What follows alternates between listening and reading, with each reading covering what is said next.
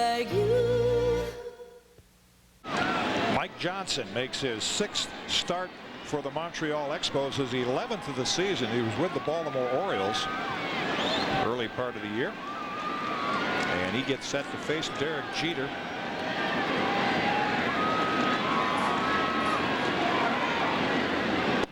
First pitch low for a ball.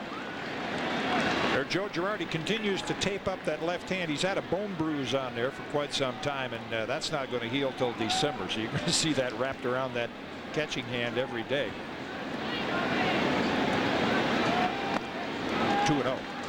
One thing you'll see from Johnson today, a lot of changeup. He has to spot his fastball. You can see the high earned run average. Here's a young pitcher who's developing at the major league level.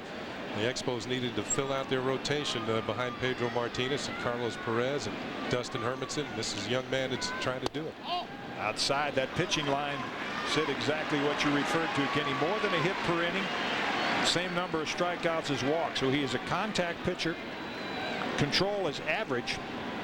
And the Expos know this is a weak spot in their starting rotation. Jeter draws a 4-pitch walk.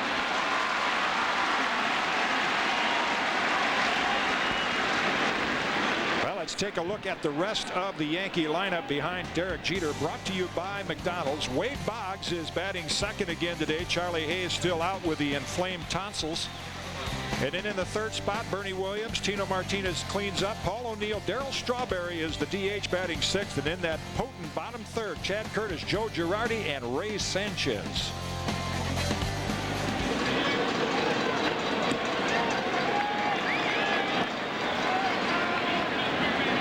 And Johnson has yet to throw a strike. His 6th start of the year, only 1 game has he gone. 6 innings, as you see Boggs average.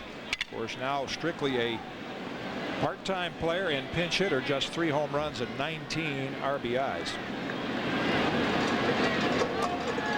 You talk to Felipe Alou or their Expos pitching coach Bobby Cuellar, and this could be a bullpen day. They get a chance to see the staff. Yeah, anytime you ask the pitching coach and the coaches about the starting pitcher, and they sort of give you an iffy, well, we don't know. It's not like Pedro Martinez, who, when he goes out there, they figure they're going to win. They know this is a day that heavily favors the Yankees, with Andy Pettitte on the mound and this good, deep, veteran Yankee lineup that has been shut down for a couple of games.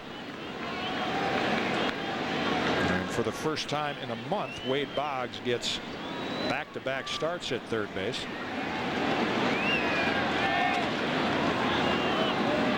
Well, one thing they like about Mr. Johnson, he is from Canada, Edmonton, Alberta, where he calls home.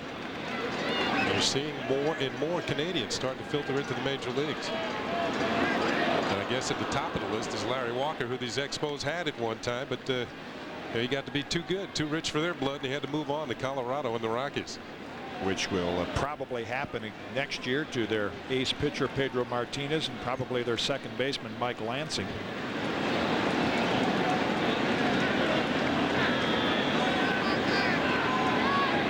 You can see Johnson right now very, very unsure of himself on the mound. Boy, what a difference in watching one of the game's best yesterday in Pedro Martinez, and Felipe Alou knows that.